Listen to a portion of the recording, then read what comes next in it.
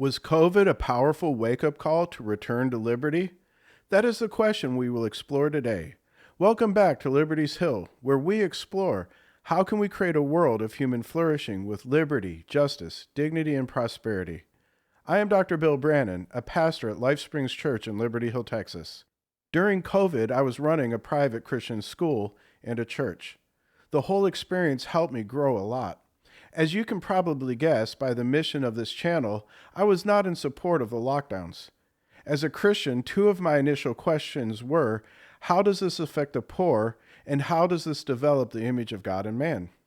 From my perspective, when we shut down major portions of the economy and isolate people, there are extremely negative collateral effects that most significantly harm the poor and children.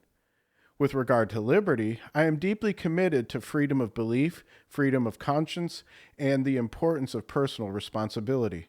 We need to treat people as intelligent and capable of making good decisions.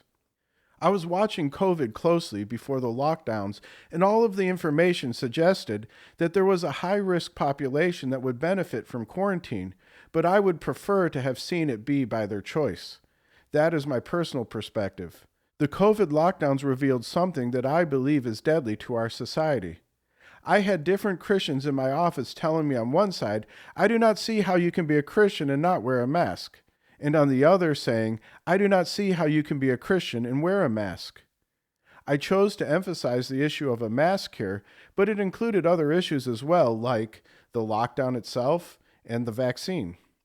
What I asked them was, when this is all over, will we all still be friends?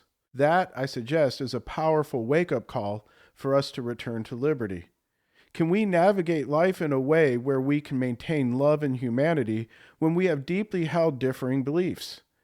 I think one of the greatest dangers facing our nation is treating those who think differently than us inhumanely.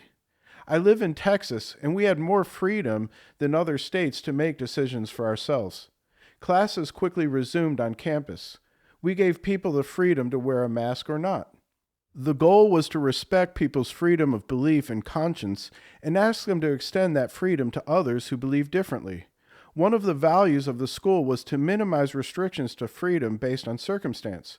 For example, if we had a peanut allergy, we would assess the severity of the allergy and establish a policy that minimized the effect on people. That meant that people in different classes or grades might have liberty to bring peanuts in their lunch or snack, and others did not. This policy saw its greatest challenge during COVID. Many of the parents wanted to participate in end-of-year parties, especially in the younger grades.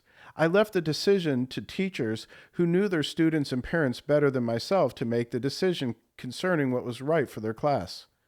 While I was working at home, I received a text from a staff member asking if MDO could have a class party, and I said that they could. I did not realize I walked into a trap.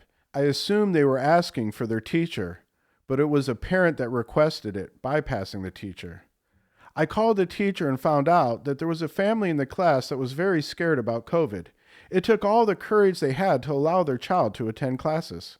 If parents were allowed to attend the end-of-the-year party, that student would have been kept home from class. I quickly communicated to the class that parents would not be allowed to attend. Immediately, I had several requests to meet with me the next day. My heart broke when I listened to the parents and heard their frustration. I explained biblical principles to them and suggested that it was a privilege to make a sacrifice for a family that is genuinely afraid. My thought is that we have to respect people's right to believe what they believe and to support them. I told them that if they were not afraid, then they should be grateful that they were free from fear.